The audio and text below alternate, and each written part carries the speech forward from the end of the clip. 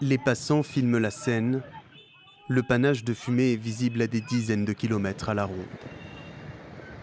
Le port de Hodeïda, point névralgique pour les Yéménites, en proie à un énorme incendie provoqué par des frappes israéliennes.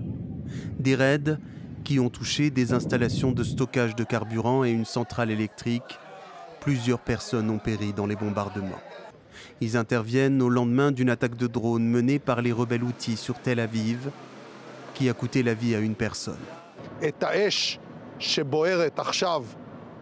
L'incendie qui consume actuellement Hodeïda est visible dans tout le Moyen-Orient et sa signification est claire.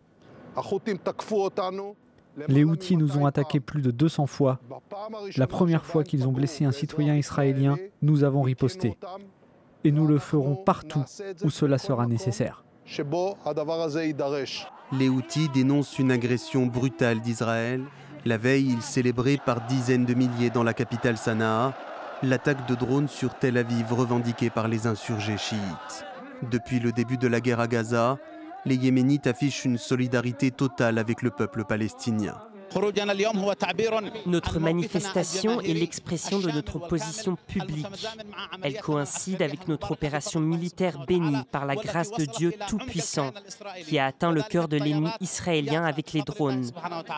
Notre manifestation pour renouveler notre soutien plein et entier à notre leader Abdul Malik al-Houthi, il prend toutes les mesures nécessaires contre l'entité sioniste.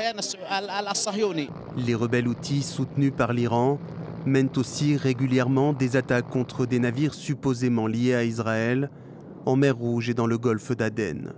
Ils assurent vouloir faire de Tel Aviv la cible principale de leurs futures attaques.